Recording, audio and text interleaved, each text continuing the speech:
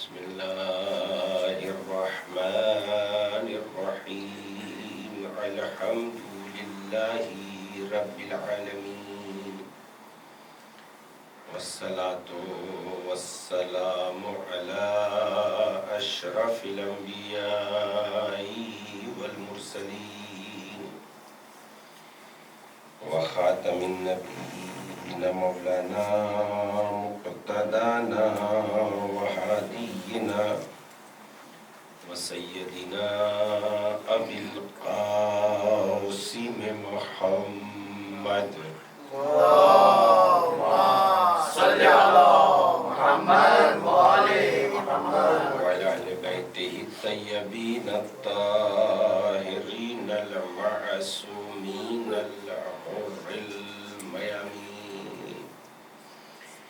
الذين ذهب الله عنهم الرجس على البيت وطهرهم تطهيرا. اللهم صل على محمد وآل محمد. أما بعد فقد قال الله الحكيم في كتابه الكريم وهو أصدق الصادقين وقوله الحق. بسم الله الرحمن الرحيم وذكرهم بأيام الله. صلوات پڑھیں محمد وعلى محمد. اللهم صل على محمد وآل محمد. ایام اعزا جو ہر سال ہماری زندگی میں آتے ہیں، بلکہ پوری کائنات جن دنوں سے سبق حاصل کرتی ہے، کربلا کی یہ دن بہت عظیم دن ہے، اور اللہ نے قرآن مجید میں یہ ارشاد فرمایا وَذَكِّرْهُمْ بِأَيَّامِ اللَّهِ. اے پیغمبر، لوگوں کو اللہ کے دن یاد دلاؤ. وَذَكِّرْهُمْ بِأَيَّامِ اللَّهِ، لوگوں کو اللہ کے دن ذکر کرو، تذکرہ کرو، یاد دلاؤ. وَذَكِّرْهُمْ بِأَيَّامِ اللَّهِ، اللہ کے دنوں کا تذکرہ کرو. تو سوال اس بات کا ہے کہ کیا سب دن اللہ کے نہیں؟ ہر دن اللہ کا ہے. دن کو پیدا کرنے کی کسی میں طاقت جرأت نہیں ہے، ایک لمحہ بدلنے کی کسی میں ہمت اور قوت نہیں ہے. تو پھر قرآن مجید یہ کیا کہہ رہا ہے؟ وَذَكِّرْهُمْ بِأَيَّامِ اللَّهِ، لوگوں کو اللہ کے دن یاد دلاؤ. تو جب ہم اس آیہ کریمہ کی تفسیر میں جاتے ہیں تو تفسیر ہمیں بتاتی ہے کہ دن تو سب اللہ کے ہیں، جیسے زمین سب اللہ کی ہے، لیکن جو خصوصیت زمین حاصل کر لیتی ہے وہ اللہ کی طرف منسوب ہو جاتی ہے، جیسے بیت اللہ، اللہ کا گھر، اللہ کی زمین. اسی طریقے سے جن دنوں میں انسان کی تقدیر لکھنے والا کوئی واقعہ رونما ہوتا ہے، بہت توجہ سے سنیے، جن دنوں میں انسان کی تقدیر لکھنے والا کوئی واقعہ رونما ہوتا ہے، یا جن دنوں میں مظلوم کو نیست و نابود کر دیا، ظالم کو نیست و نابود کر دیا جاتا ہے، اور مظلوم کی بقا کے لیے، مظلوم کا ساتھ دینے کے لیے قدم اٹھایا جاتا ہے، یا ظالم کو منہ توڑ جواب دیا جاتا ہے، وہ دن اللہ سے خاص ہو جاتے ہیں، اور انہی دن کو اللہ کا دن کہا جاتا ہے. جیسے مثلاً بنی اسرائیل کا فرعون سے آزاد ہونا اور بنی اسرائیل کی غلامی کی زنجیریں ٹوٹ جانا، یہ دن اللہ کا دن ہے جس دن بنی اسرائیل کو نجات ملی غلامی سے. اور وہ دن بھی اللہ کا دن ہے جس دن فرعون جیسا مغرور انسان اور اس کے پیروکار دریائے نیل میں غرق ہو جاتے ہیں، وہ دن بھی اللہ کا دن ہے. وہ دن بھی اللہ کا دن ہے جس دن جناب نوح علیہ السلام والے کشتی نجات بناتے ہیں اور مومنین نجات پا جاتے ہیں، اور منکرین مثلاً غرق آب ہو جاتے ہیں، سمندر میں ڈوب جاتے ہیں، طوفان انہیں برباد کر دیتا ہے، وہ دن بھی اللہ کا دن ہے۔ وہ دن بھی اللہ کا دن ہے جس دن انسان کے اوپر یعنی قوم جناب یونس علیہ السلام کے اوپر عذاب نازل ہونے کے لیے بادل ہموار ہو گئے تھے، مگر توبہ نے یونس کی قوم کی تقدیر کو تبدیل کر دیا۔ یہ روز توبہ بھی اللہ کا دن ہے۔ ایک سلوات پڑھے اللہم صلی علی محمد وآل محمد بِأَيَّامِ اللَّهِ وَذَكِّرْهُمْ بِأَيَّامِ اللَّهِ۔ جس دن نہتے لوگ طاقتوروں پر غالب آ جائیں یا کمزور لوگ جو ہے مثلا ظالم بالکل نیست و نابود ہو جائے، جیسے ابرہا کے اوپر ان ابابیل کے پرندوں کا کنکریوں کا نازل کرنا، خانہ کعبہ کا بچ جانا اور مظلوم بہت کم تعداد میں ہونے کے بعد بھی ظالموں پر فتح مند ہو جانا، یہ دن بھی اللہ کا دن ہے۔ تو اس لیے فذکرہم بأیام اللہ، اللہ کے دنوں کو یاد کرو، اور وہ دن بھی اللہ کے دن ہے جس دن بہت مختصر سی تعداد میں حسین ابن علی لے کے ایک بڑی سی تعداد اور حکومت سے متقابل ہو جاتے ہیں، اور چھوٹا سا مقابلہ، چھوٹے سے لوگوں کا مقابلہ بڑی تعداد میں آنے کے بعد جو ہے ان کو ظالم کو بے نقاب کر دیتا ہے۔ بے نقاب ہو جانا ظالم کا یہ بھی اللہ کے دن ہے۔ لہذا کربلا فقط یہی نہیں ہے کہ امام حسین علیہ السلام کا ذکر کیا جائے، بلکہ امام حسین کے ان دنوں کا بھی ذکر کیا جائے جس دن امام حسین علیہ السلام نے ظالم کو بے نقاب کیا ہے، چونکہ قرآن نے انہیں ایام اللہ قرار دیا۔ وہ دن بھی خدا کے دن ہے جس دن جالوت جیسا انسان جو بہت مغرور تھا اور مغرور ہونے کے بعد نیست و نابود ہو گیا، اور ایک طالوت جیسے معمولی انسان نے جالوت کو شکست دے دی، یہ دن بھی اللہ کے دن ہے۔ اور ان سے بڑے دن وہ ہے جب نہتے و کمزور طاقتوروں پر غالب آ جاتے ہیں، وہ دن اللہ کے دن ہے۔ لہذا سب سے بڑے دنوں میں اللہ کے دن، اس لیے کہ ظالم یزید جیسا ظالم و فاسق تخت خلافت پر آ گیا تھا، اور امام حسین نے جس دن انکار بیعت کیا ہے وہ دن بھی اللہ کا دن ہے۔ اور قرآن کہتا ہے وَذَكِّرْهُمْ بِأَيَّامِ اللَّهِ، گویا یہ تذکرہ کربلا فقط شیعوں کی ذمہ داری نہیں ہے، بلکہ قرآن کے اعتبار سے ہر انسان کی ذمہ داری ہے کہ اللہ کے دنوں کا تذکرہ کیا جائے۔ ہر انسان کی ذمہ داری ہے قرآن مجید، جن لوگوں کو، جو لوگ قرآن مجید کی تلاوت کرتے ہیں، جو لوگ قرآن پر عمل کرتے ہیں، قرآن کی امت قرآن پر یہ لازم ہے کہ وہ ایام اللہ کو جانے۔ آخر یہ ایام اللہ کیا ہے، کون سے دن ہے جن میں قرآن کہہ رہا ہے وَذَكِّرْهُمْ بِأَيَّامِ اللَّهِ، انہیں اللہ کے دنوں کی یاد دلاؤ، اللہ کے دنوں کا تذکرہ کرو۔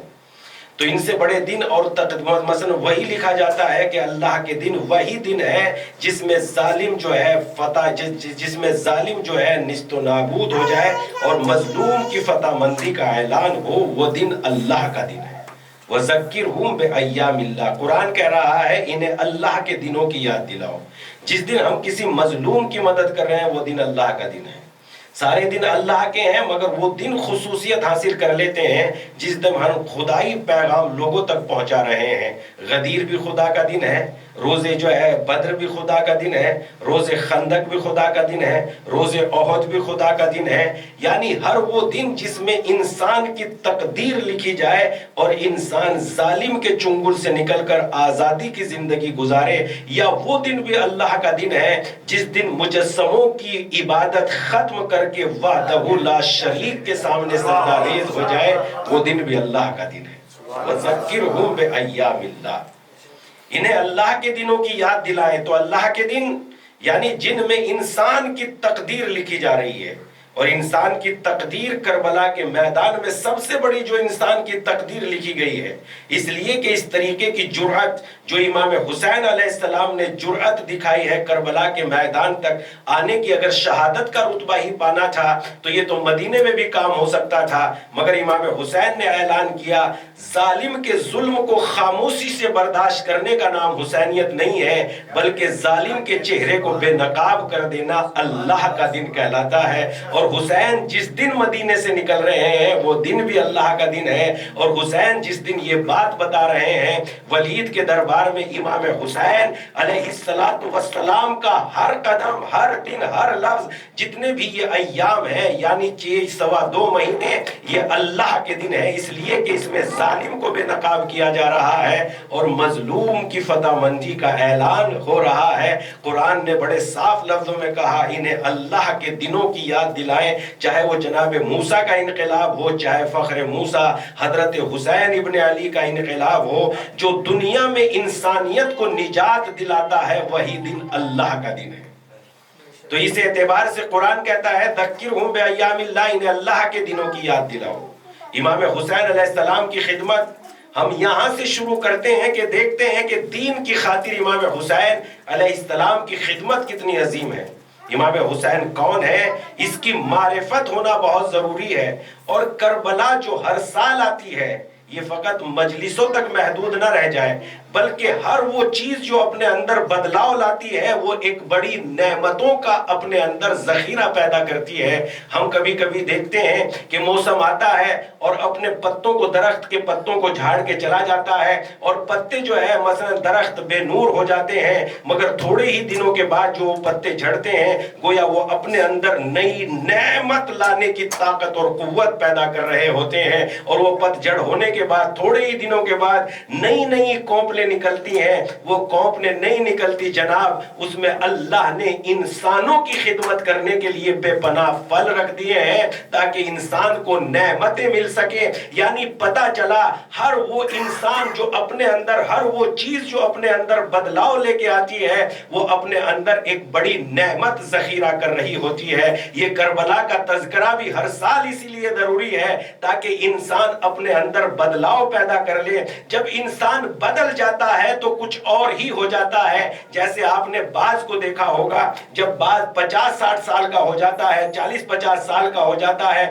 تو اس کے پنجوں میں بڑی طاقت ہوتی ہے اور اس کی منکار میں بھی بڑی طاقت ہوتی ہے جس سے وہ شکار کرتا ہے۔ لیکن 50-55 سال کا ہونے کے بعد اس کی منکار کی طاقت بالکل ختم ہو جاتی ہے اور پنجے بھی بے نور ہو جاتے ہیں۔ وہ بیٹھتا نہیں ہے بلکہ پہاڑوں پہ چلا جاتا ہے، اور پہاڑوں پہ جانے کے بعد اپنی چونچ کو وہ پتھروں پہ مارتا ہے، اتنی تیز مارتا ہے کہ وہ چونچ ٹوٹ جاتی ہے، اور اسی طریقے سے اپنے ناخون کو بھی پتھروں پہ گھستا ہے، اتنی تیز گھستا ہے کہ وہ ناخون ختم ہو جاتے ہیں، اور جب ختم ہو جاتے ہیں تھوڑی دنوں کے بعد نئے ناخون ہوتے ہیں، نئی منکار ہوتی ہے۔ 40 سال گزرنے کے بعد پھر مزید 30 سال کی طاقت اسے نصیب ہو جاتی ہے، تو پتہ لگتا ہے ہر بدلاؤ میں ایک نئی طاقت ہے۔ اسی لیے کربلا کا تذکرہ لازم کر دیا تاکہ ہر سال آئے اور انسان کے اندر ایک بدلاؤ پیدا کر دے، چونکہ اسے نئی طاقت مل جائے گی۔ ایک صلوات پڑھ دیں محمد و آل محمد پر۔ اللہم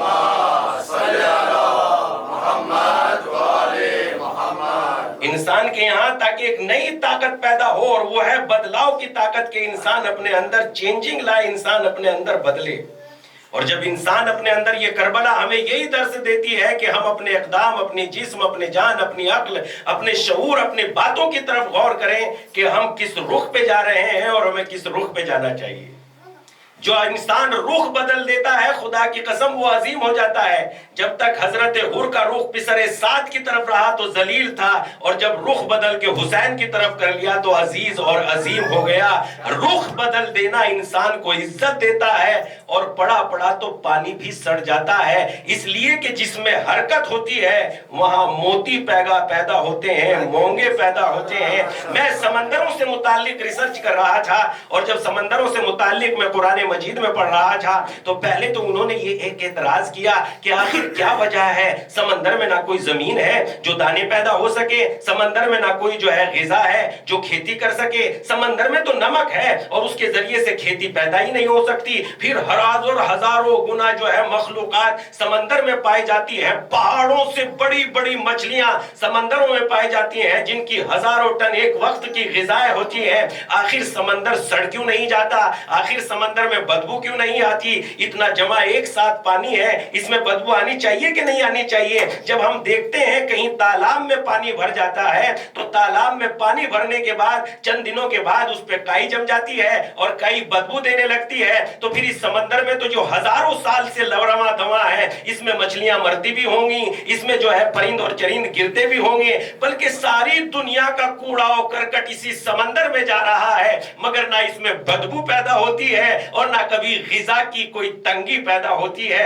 آخر کوئی تو ہوگا جس نے اس میں غذائیں پیدا کر دی۔ میں اس پہ ریسرچ کر رہا تھا آخر کس طریقے سے اس میں غذائیں پیدا ہوتی ہے، تو مفسرین نے بیان کیا اللہ نے اس کو ایسا بنایا ہے کہ یہ 24 گھنٹے میں ایک مرتبہ اس میں جزر و مد ضرور پیدا ہوتا ہے، سورج کی وجہ سے، چاند کی وجہ سے۔ جب اس میں جزر و مد پیدا ہوتا ہے، جزر کس کو کہتے ہیں؟ سمندر ایک مرتبہ نیچے جاتا ہے، اور مد کہتے ہیں اوپر آنے کو، اور سمندر ایک مرتبہ اوپر آتا ہے۔ اسی حرکت کی بنیاد پر خدا اس کی بدبو کو بھی ختم کر دیتا ہے اور اس میں غذائیں بھی پیدا کر دیتا ہے۔ پتا چلا جس میں حرکت ہوتی ہے اس میں بدبو نہیں ہوتی، اور جس میں بدبو ہوتی ہے اس میں حرکت نہیں ہوتی۔ ایک صلوات پڑھ دے محمد و آل محمد پر۔ اللہم صلی علی محمد و آل محمد۔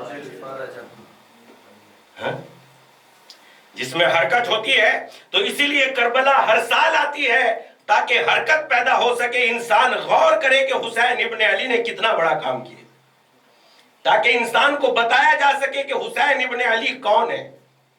اور حسین ابن علی جب اٹھے ہیں میدان کربلا کے لیے، اللہ اکبر، چونکہ استقبال عزا، استقبال کا مطلب یہ ہے کہ ہم اپنے آپ کو کربلا کے لیے تیار کریں۔ مجلس فقط اس لیے نہیں ہے کہ خطیب آئے، ایک ذاکر آئے، کربلا کا واقعہ دہرائے اور بات تمام ہو جائے، دہرانے پہ ثواب نہیں ہے، اس کربلا کے لیے اپنے آپ کو تیار کرنے کے لیے ثواب ہے، کربلا کے لیے اپنے آپ کو تیار کرنے کے لیے ثواب ہے۔ اب ہم اپنے آپ کو کربلا کے لیے کیسے تیار کریں گے؟ ہم اپنے آپ کو کربلا کے اسی ایسے ہی تیار کریں گے کہ ان کی سیرت کیا تھی۔ کیا بے پناہ مصیبتوں کے سمندر میں ڈوبنے کے بعد انہوں نے جھوٹ کا سہارا لیا؟ نہیں لیا۔ کیا بے پناہ پیاسے ہونے کے بعد انہوں نے جھوٹ کے ذریعے پانی طلب کیا؟ نہیں کیا۔ کیا بے پناہ پیاسے ہونے کے بعد جھوٹے لوگوں کی بیعت کرنا انہوں نے گوارا کیا؟ نہیں کیا۔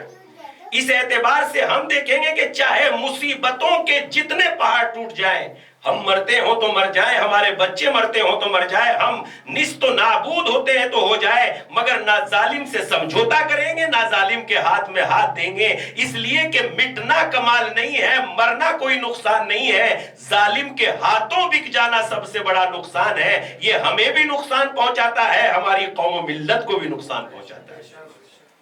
ایک ہمارا مر جانا کوئی دنیا خالی نہیں ہو جائے گی، یا ہماری وجہ سے فقط دنیا آباد نہیں ہے، یا ہماری وجہ سے فقط یہ عزاداری ہماری وجہ سے نہیں ہو رہی ہے۔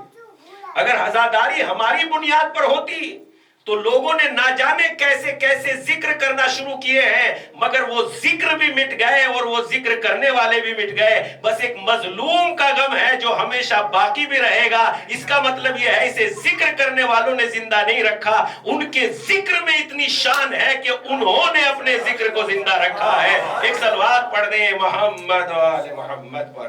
اللہم صلی علی محمد و آل محمد۔ ورنہ ہماری کوئی اوقات ہی نہیں ہے، اس لیے کہ اگر ذکر میں زندگی نہیں ہوگی تو ہم اس کو زندہ نہیں کر سکتے۔ مردوں کو کوئی زندہ نہیں کر سکتا، یہ ذکر میں زندگی پائی جاتی ہے، اسے خدا نے زندہ کیا ہے۔ اس لیے قرآن مجید میں صاف لفظوں میں وَلَا تَحْسَبَنَّ الَّذِينَ قُتِلُوا فِي سَبِيلِ اللَّهِ أَمْوَاتٌ، دیکھو جو لوگ راہ خدا میں قربان ہو گئے انہیں کبھی مردہ نہ سمجھو، بلکہ وہ تو زندہ ہے۔ تو پتہ چلا راہ خدا میں قربان ہونے والوں کو زندگی کی ضمانت خدا نے دی ہے۔ تو جسے زندگی کی ضمانت خدا نے دی ہے اسے کوئی مردہ نہیں بنا سکتا۔ تو اس اعتبار سے حسین ابن علی میدان کربلا کی طرف نکل رہے ہیں، اور میدان کربلا کی طرف نکلتے ہوئے سب سے پہلے، کربلا جانے سے پہلے یہ واقعہ پیش آتا ہے۔ حسین کی شجاعت و طاقت کو کوئی لفظوں میں نہیں بیان کر سکتا۔ حسین کتنے سورما ہے، حسین کتنے پاکیزہ ہے، حسین کتنے عظیم ہے، حسین کتنے بہادر ہے، حسین کیا ہے، کوئی اس کو لفظوں میں نہیں بیان کر سکتا۔ حسین ابن علی اس لیے کہ جب ہم دیکھتے ہیں کہ میدان کربلا سے جانے سے پہلے جو حسین ابن علی کے ساتھ واقعہ رونما ہوتا ہے، حسین ساری قوم کو زندہ کرنے کے لیے اسے بتا رہے ہیں کہ ظالم کی بیعت کتنی غلط ہے. ظالم کی بیعت. حسین ابن علی کے پاس جب یہ خبر پہنچتی ہے کہ حاکم شام کا انتقال ہو گیا، اور حاکم شام کے انتقال کے بعد حسین ابن علی مسجد نبوی میں بیٹھے ہوئے تھے. جب مولانا مسجد نبوی میں بیٹھے ہوئے تھے اس وقت جو ہے ایک نمائندہ آتا ہے. ان کے ساتھ زبیر ابن عبید اللہ بھی بیٹھے ہوئے تھے، اور عبداللہ ابن زبیر بھی بیٹھے ہوئے تھے. اور جب ان کے ساتھ عبداللہ ابن زبیر بھی بیٹھے ہوئے تھے تو ایک مرتبہ دیکھا قاصد کو آتے ہوئے، تو معلوم کیا اس نے حسین ابن علی سے کہ آخر معاملہ کیا ہے. امام نے کہا مجھے ایسا لگتا ہے کہ ان کے حاکم کا انتقال ہو گیا اور ہم سے بیعت کا مطالبہ کیا جائے گا. اسی وقت عبداللہ ابن زبیر نے کہا کہ چلو یہیں سے جنگل کے راستے سے نکل چلتے ہیں تاکہ ہم بیعت نہ کر سکیں. اس وقت امام نے فرمایا کہ نہیں، نہ تو ہمیں کسی کا خوف ہے کہ ہم چھپ کے یہاں سے روپوش ہو جائیں، بلکہ ظالم کا مقابلہ ڈٹ کے کریں گے. مرتبہ امام کو کہا کہ بیت الشر یعنی جو ہے آپ کو جو ہے عبید اللہ اس نے جو ہے اپنے ولید نے اپنے دربار میں بلایا ہے.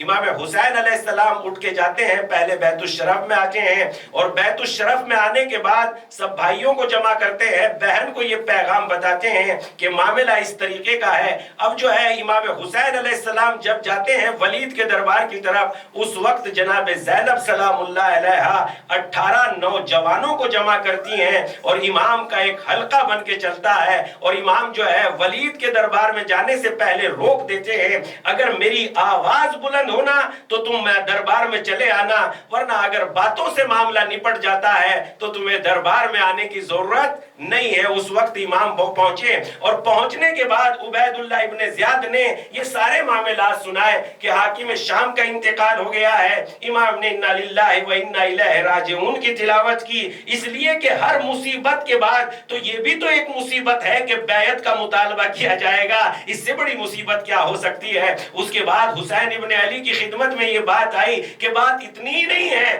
بلکہ بات یہ ہے کہ یزید خلیفۃ المسلمین ہو گیا. امام حسین علیہ السلام نے اس بات کو بھی سنا، اور اس کے بعد عبید اللہ اس کے بعد جو ہے ولید کہتا ہے اور آپ سے بیعت کا مطالبہ کیا جاتا ہے. حسین ابن علی کیا جواب دیں؟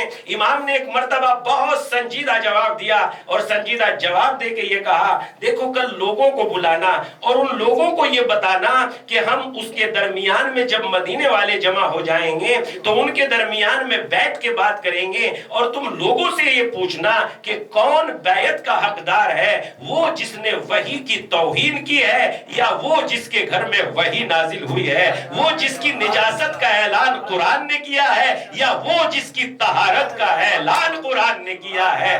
کون بیعت کا مستحق ہے یہ عوام طے کرے گی، پبلک طے کرے گی. لوگوں کے درمیان میں اس بات کو امام حسین نے یہ باقاعدہ سلسلہ بیان کیا ہے. ولید تو جانتا نہیں ہم کون ہیں، ہم مادن رسالت ہے، ہم امامت کی کان ہیں. رسالت کا سلسلہ بھی ہم سے ہے، امامت کا سلسلہ بھی ہم سے ہے. خدا کی قسم امام حسین نے جو یہ لفظ استعمال کیے ہیں یعنی رسالت ہم سے ہے، امامت ہم سے ہے. آپ دیکھیں رسول مثلا کیا کیا کہہ دیا، سارے نبیوں میں سب سے عظیم نبی جو ہے وہ حسین کے نانا ہے، اور سارے ولیوں میں جو سب سے عظیم ولی ہے وہ حسین کے بابا علی ابن ابی طالب ہے. تو امامت کا سلسلہ بھی ہم سے ہے، نبوت کا سلسلہ بھی ہم سے ہے. ایک صلوات پڑھنے محمد و آل محمد پر. اللہم صلی علی محمد و آل محمد. امامت کا سلسلہ بھی ہم سے ہے اور نبوت کا سلسلہ بھی ہم سے ہے. ساری نبوتوں کا آگے اختتام ہم پہ ہوا،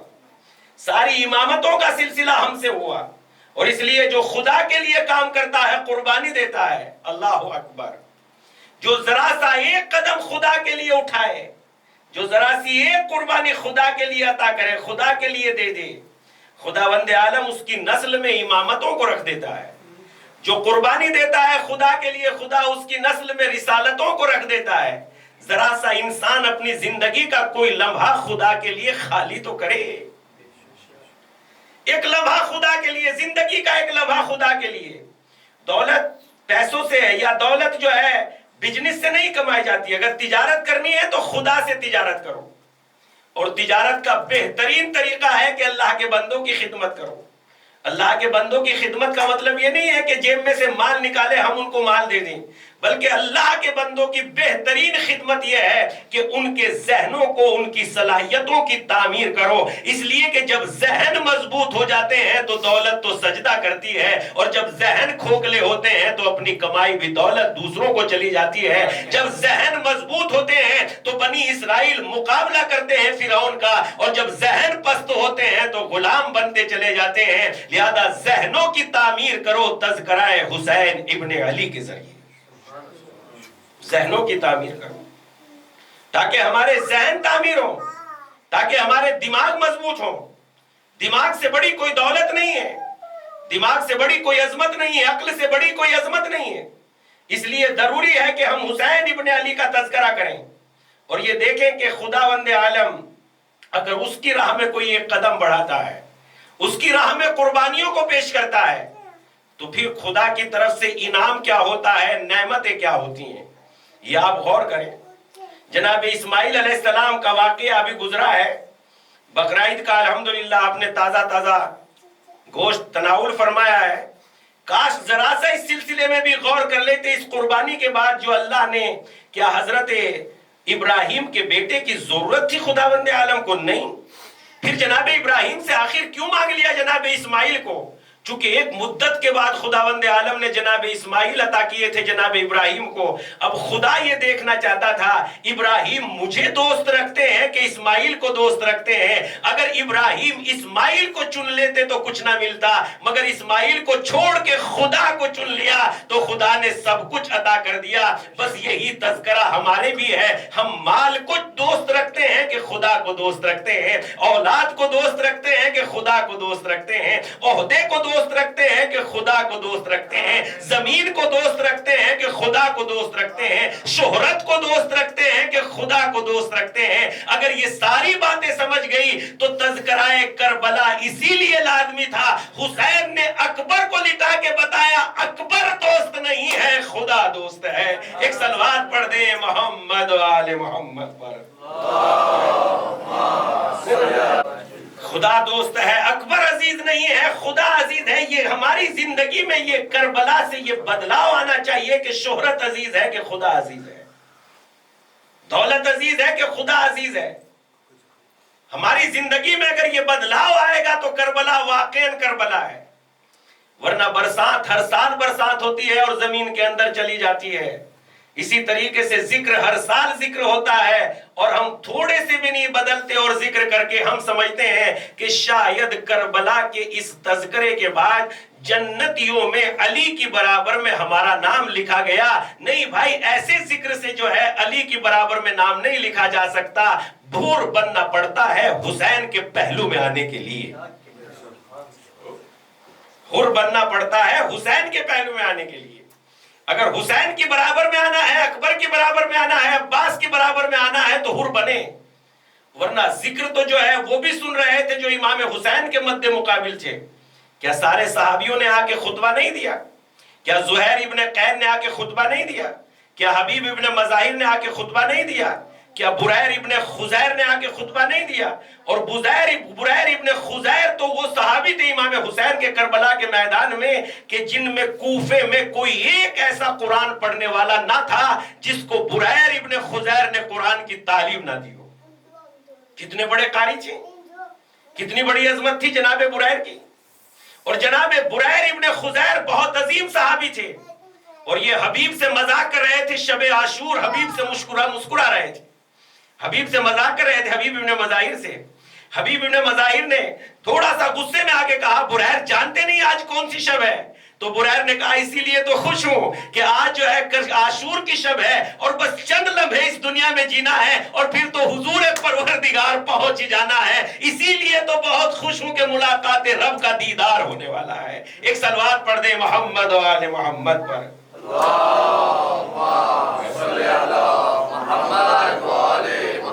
اسی لیے تو بہت خوش ہوں کہ اللہ کی ملاقات کا دیدار ہونے والا ہے.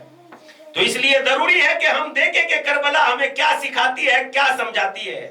شہرت عزیز ہے، دولت عزیز ہے کہ نام حسین عزیز ہے؟ کیا ہم امام حسین علیہ السلام کے نام پہ لاکھوں کروڑوں کی دولت چھوڑ سکتے ہیں؟ اور یہ طے ہے خدا کی قسم، خدا کی قسم یہ طے ہے، اگر حرام کی دولت ہے تو نجاست ہے، گندگی ہے، پیخانہ ہے، فضلہ ہے، اس سے زیادہ نہیں ہے، اور اگر حلال کی دولت ہے تو طہارت ہے، قرآن ہے، عظمت ہے، عزت ہے، شہادت ہے، سعادت ہے، بہت بڑی دولت ہے۔ حلال کی دولت بہت بڑی دولت ہے، اس لیے کربلا ہمیں یہی سکھاتی ہے، مٹ جاؤ مگر حرام کے قریب نہ جاؤ، بچ جاؤ گے اگر مٹ جاؤ گے اور حلال زندگی میں رہو گے، جیسے میں بچا ہوں۔ اگر جیتا تو کتنے دن جیتا، لیکن میں کربلا کے میدان میں خدا پہ فدا ہو گیا۔ جب تک خدا کا ذکر باقی رہے گا، حسین کا ذکر باقی رہے گا۔ ایک صلوات پڑھ دے محمد و آل محمد پر۔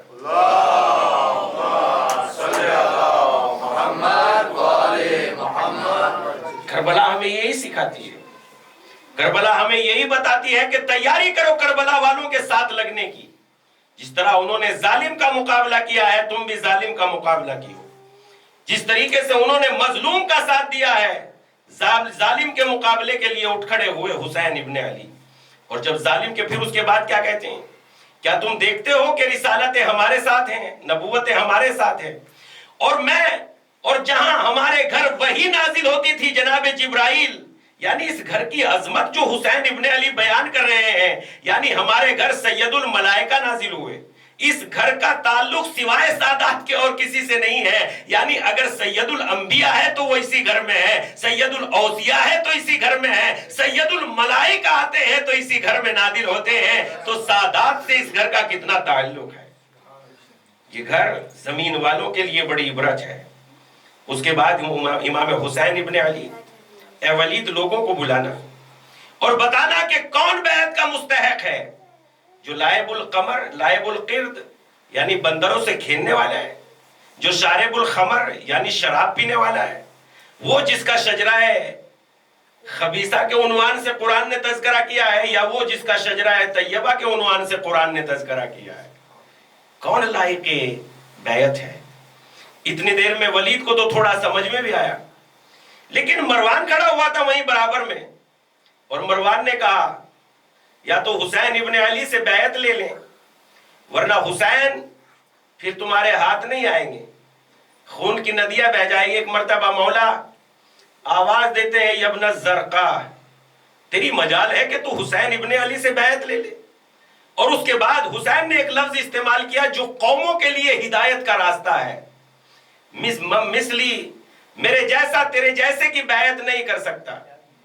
حسین ابن علی یزید جیسے کی بیعت، یہ نہیں کہا مولا نے کہ میں حسین ابن علی یزید جیسے کی بیعت نہیں کروں گا، بلکہ امام نے کہا جس کے خون میں بھی طہارت ہے وہ ظالم کے سامنے نہیں جھکے گا، جس کے یہاں بھی غیرت ہے وہ ظالم کے سامنے نہیں جھکے گا، جس کے یہاں بھی عزت ہے وہ ظالم کے سامنے نہیں جھکے گا۔ ظالم کے ہاتھ میں وہی ہاتھ دے سکتا ہے جو بے غیرت ہے، جس کے یہاں نجاستیں پائی جاتی ہیں، اور طہارت کا تو میرے دودھ سے تعلق ہے۔ اور پھر ایک خطبہ دیتے ہیں امام، اور امام خطبہ دینے کے بعد کہتے ہیں جب بیت الشرف سے باہر نکلتے ہیں تو ایک جملہ ارشاد فرماتے ہیں رہتی دنیا تک کے لیے ہدایت ہے۔ امام کہتے ہیں اگر میں یہ بیعت برداشت بھی کر لوں، اگر میں اس بیعت کو قبول بھی کر لوں، تو ایک جملہ کہتے ہیں میرا خدا اس بیعت کو برداشت نہیں کر سکتا۔ اور پھر کہتے ہیں وہ رسولہ، اور اس کا رسول بھی اس بیعت کو برداشت نہیں کر سکتا، والمومنون، اور صاحبان ایمان بھی اس بیعت کو برداشت نہیں کر سکتے۔ اور ایک جملہ کہتے ہیں پھر، اور وہ پاکیزہ گود بھی اس بیعت کو برداشت نہیں کر سکتی جن کی آغوش کا میں نے دودھ پیا ہے، یعنی میرے ماں کے میرے باپ کی خون کی طاقت کا اثر ہے کہ میں انکار بیعت کروں، اور میری ماں کی پاکیزگی کا اثر ہے کہ میں انکار بیعت کروں۔ ایک صلوات پڑھ دیں محمد و آل محمد پر۔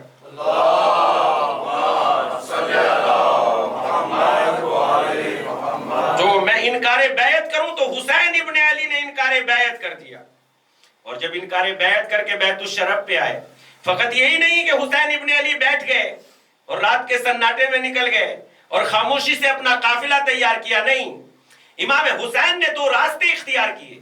ایک مسجد نبوی میں گئے، اس لیے کہ امام حسین لوگوں کو بتانا چاہتے تھے کہ حالات کیا ہے، حالات سے بے خبر رہنے کا نام حسینیت نہیں ہے، حالات سے باخبر ہونے کا نام حسینیت ہے۔ ہم حالات سے باخبر رہیں، دنیا میں کیا حالات ہو رہے ہیں، دنیا میں کیا حالات چل رہے ہیں۔ اگر ہم حالات سے باخبر ہیں تو حسینی ہے۔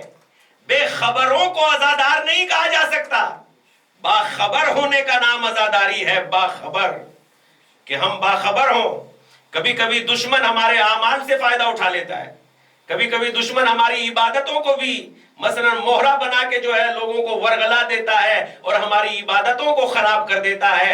دشمن ہر رخ سے ہمیں فائدہ اٹھا سکتا ہے، لہذا ہم دشمن کو ایسا موقع نہ دیں کہ وہ ہمارے دین کو خراب کرنے کے لیے ہمارے عمل کو ذریعہ بنا لے۔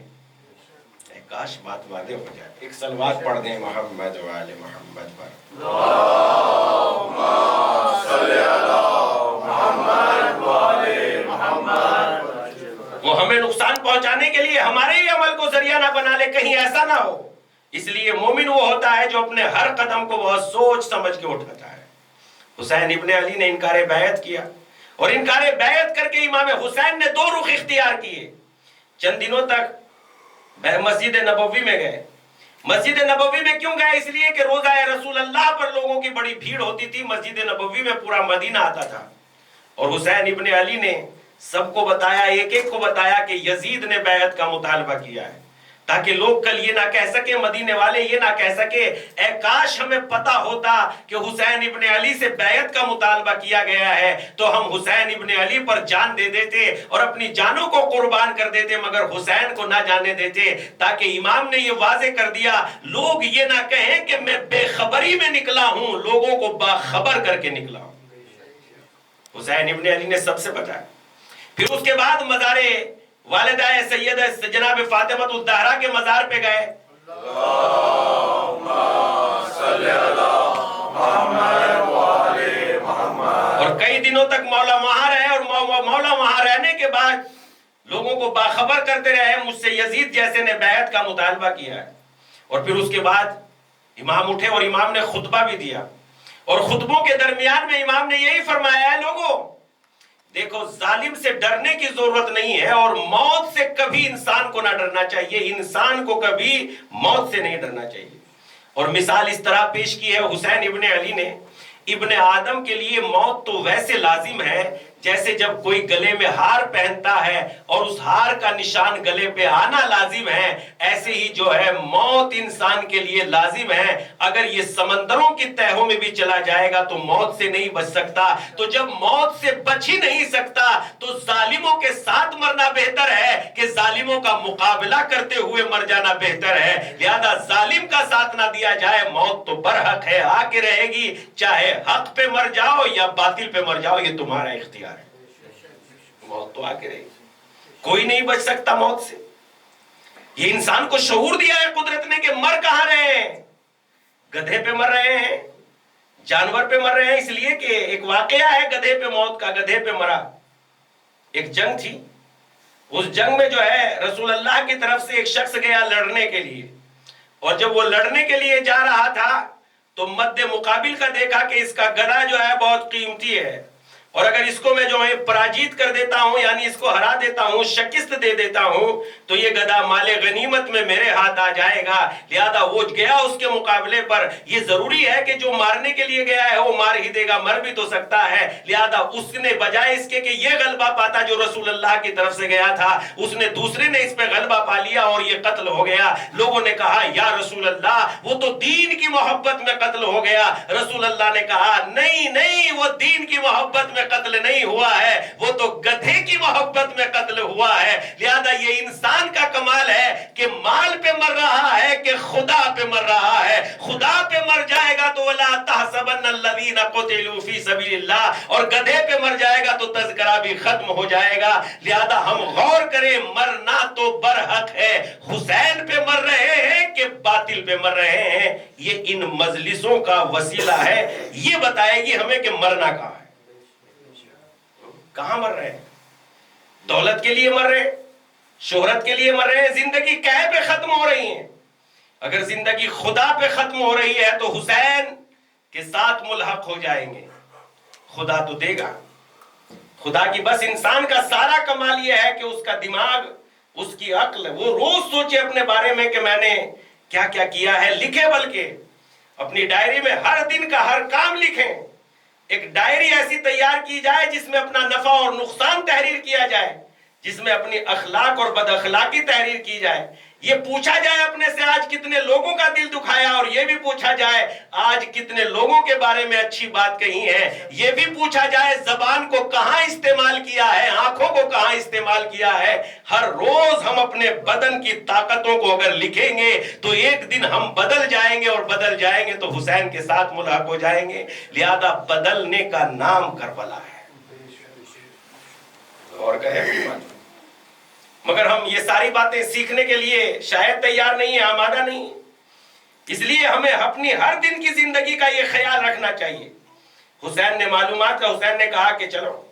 اور جب حسین ابن علی میدان کربلا کے لیے نکل رہے تھے تو دیکھو تو صحیح حسین ابن علی نے کیا کیا چھوڑا. مگر حسین یہ بتا رہے ہیں دین کے لیے، خدا کے لیے سب کچھ چھوڑا جا سکتا ہے، خدا کو نہیں چھوڑا جا سکتا. روزہ رسول چھوڑا جا سکتا ہے، ہاں چھوڑا جا سکتا ہے. مسجد نبوی چھوڑی جا سکتی ہے، ہاں چھوڑی جا سکتی ہے. ماں کا مزار چھوڑا جا سکتا ہے، ہاں چھوڑا جا سکتا ہے. خاندان اور قبیلہ چھوڑا جا سکتا ہے، ہاں چھوڑا جا سکتا ہے. خدا کے لیے سب کچھ چھوڑا جا سکتا ہے. اور خطبے میں امام نے فرمایا پروردگارا میں نے تیری محبت کے لیے تمام مخلوقات کو چھوڑ دیا ہے اور تجھے اختیار کر لیا ہے. ایک صلوات پڑھ دیں محمد و آل محمد پر. اللہم صلی علی محمد و آل محمد. تمام مخلوقات کو خدا کے لیے چھوڑا جا سکتا ہے. امام نے فرمایا تمام مخلوقات کو چھوڑ دیا تیرے لیے، خدا کے لیے. فاطمہ صغرا کو چھوڑ دیا مدینے میں حسین ابن علی نے خدا کے لیے. اللہ اکبر. ماں کے مزار کو چھوڑ دیا حسین ابن علی نے خدا کے لیے. بھرا گھر چھوڑ دیا حسین ابن علی نے. کیا شان تھی مدینے میں حسین ابن علی کی.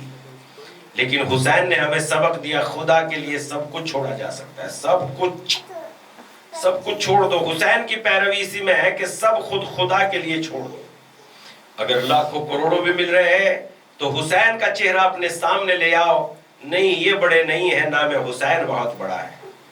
اس لیے حسین نے ہمیں یہی سبق دیا ہے سب کچھ خدا کے لیے ترک کر دو.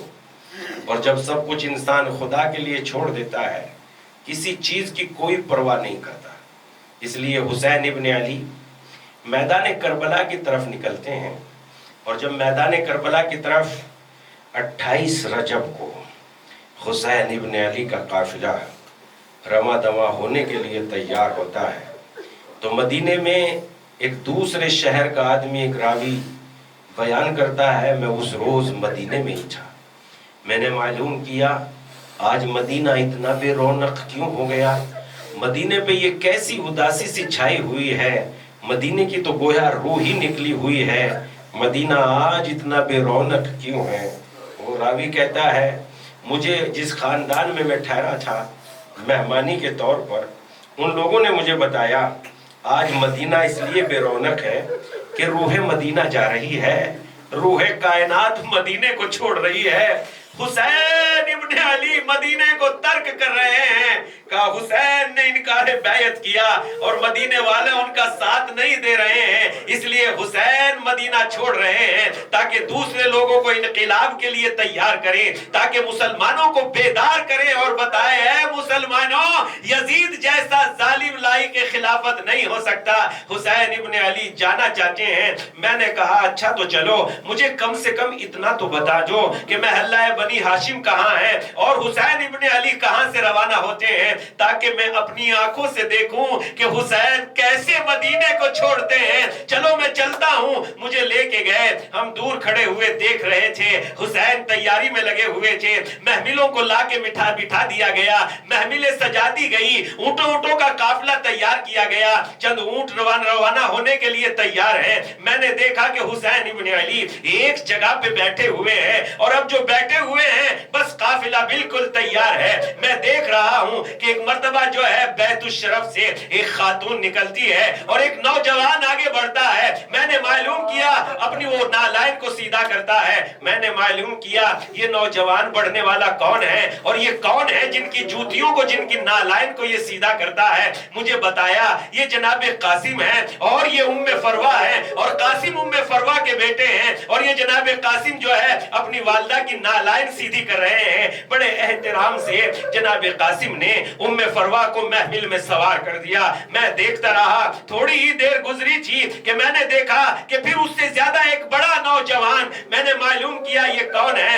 کہا یہ علی اکبر ہے اور آنے والی لیلا ہے جنہوں نے اپنی ماں کی نالائن سیدھی کی ہے اور جناب لیلا کو محمل میں سوار کیا ہے. اس کے بعد میں نے دیکھا کہ اور ایک نقاب پوش بی بی تشریف لاتی ہیں, اور میں نے دیکھا اب وہ جوان بھی بڑھا جو سب سے پہلے اٹھا تھا, دوسرا جوان بھی بڑھا اور قمر بنی ہاشم بھی آگے بڑھ گئے. حسین ابن علی بیٹھے ہوئے ہیں. میں نے پوچھا یہ خاتون کون ہے جن کے لیے قمر بنی ہاشم بھی اٹھ گئے. مجھے لوگوں نے بتایا یہ علی کی چھوٹی بیٹی جناب ام کلثوم ہے. ان کا احترام جناب عباس نے کیا. اس کے بعد میں آگے بڑھا, دیکھتا ہوں کہ اب ایک بی بی اور تشریف لاتی ہیں جن کے لیے حسین اپنی جگہ سے اٹھ جاتے ہیں. میں نے معلوم کیا یہ کون ہے جن کے لیے حسین بھی اٹھے, قاسم بھی اٹھے, علی اکبر بھی اٹھے اور قمر بنی ہاشم بھی اٹھے. لوگوں نے مجھے بتایا یہ علی کی بڑی بیٹی زینب ہے, ارے جن کا استقبال حسین نے کیا. حسین بڑے احترام سے زینب کو سوار کرتے ہیں. قافلہ تیار ہو جاتا ہے, زینب کربلا میں پہنچ جاتی ہے. مگر جب شام غریب آتی ہے اور غریبوں کا قافلہ تیار ہوتا ہے, ارے زینب مڑ مڑ کے دیکھتی ہے, اے بھیا ارے مدینے سے بڑے احترام میں لائے تھے, زینب ہے کہ آج تنہا ہے. دروں کے نشان پشت پہ ہیں, کوڑے برسانے والے ظالم کوڑے برسا رہے ہیں. ہاتھوں میں ہتھکڑی ہیں, ہاتھوں میں ہتھکڑیاں ہیں, بازوؤں میں رسن بستہ.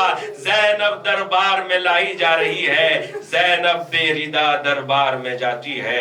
الا لعنت اللہ علی قوم الظالمین وسيعلم الذين ظلموا أي منقلب ينقلبون.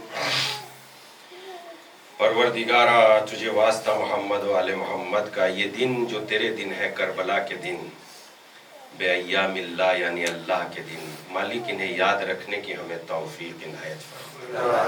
پروردگارا ہم کربلا کے دنوں کو ایسے ہی یاد نہ رکھیں کہ حسین قتل ہو گئے, علی اکبر شہید ہو گئے, بلکہ مالک ہمیں ان کی سیرت پر عمل کرنے کی توفیق عنایت فرما. پروردگارا ہمیں ذکر کربلا کے بعد بدلنے کی سعادت عنایت فرما. مالک ایسی توفیق دے دے کہ اگر کربلا پھر واقع ہو جائے تو ہم حسین کے صحابیوں میں ان کے ساتھ کھڑے دکھائی دیں, ایسی سعادت عنایت فرما. پروردگارا جیسا حسین ابن علی کے صحابیوں کا کردار اور کیریکٹر تھا, ہمیں اس کیریکٹر و کردار پر چلنے کی سعادت عنایت فرما. پروردگارا ہمیں کربلا کے ساتھ دنیا میں بھی اور آخرت میں بھی کربلا والوں کے ساتھ محشور فرما. پروردگارا وہاں محشور ہونے سے پہلے ہمیں کربلا کا کردار اختیار کرنے کی توفیق عنایت فرما. پروردگارا وہ حسین ابن علی کا کردار جو خود پیاسے رہ سکتے ہیں, دوسروں کو پانی پلا دیتے ہیں, ایسے ہمیں بے پڑھے لکھوں کو تعلیم دینے کی سعادت عنایت فرما. بے دینوں تک دین پہنچانے کی قدرت عنایت فرما. بے گھروں کے گھر بنا کے دینے کی سعادت عنایت فرما. پروردگارا بے روزگاروں کو روزگار مہیا اور فراہم کرنے کی توفیق عنایت فرما. بیماروں کے لیے دوائی اور ہاسپٹل بنانے کی توفیق عنایت فرما. بے گھروں کو خدا گھر عنایت فرما.